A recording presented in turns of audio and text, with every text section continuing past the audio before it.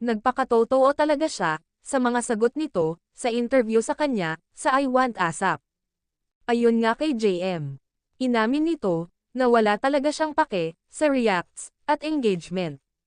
Nag-post siya kasama si Fiang dahil gusto niya talaga ma-appreciate yung mga time or moments na kasama si Fiang Smith.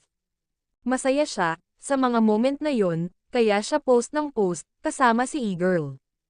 Grabe talaga magpahalaga ang isang JM Ibarra.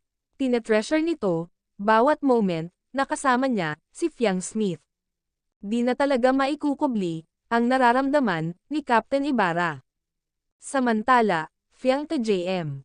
Kung ano nasimulan mo, kailangan matapos yon. Sagot ni JM, nakasama ka, of course. OMG, too soft for this, para sa JM Fiang. Having a supportive partner can make all the difference in achieving your goals. Nakaka-proud being a fan of JM Fiang. Napaka-matured nila mag-isip. Samantala, binuking ni Fiang si JM. Na behind sa matapang na aura ni JM panlabas. Meron sa loob nito ang pagiging soft. May kahinaan din ito na kay Fiang lang niya na ipapakita.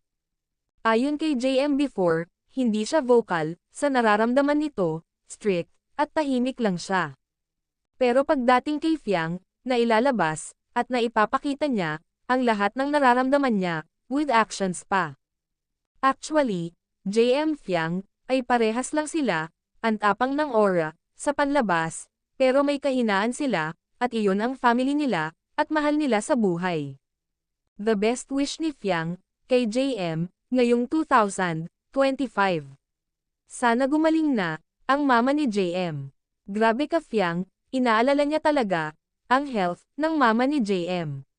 Kaya nakita ng Ibarra family ang kabutihang loob na meron si Fiang, kaya supportive at minahal nila si E-Girl. Same sila ni JM, ang family ni Fiang, nakita nila ang kabaitan ni JM, kaya kampante sila kay JM, nakasama ni Fiang palagi. Unstoppable duo, JM Fiang, ngayong 2025.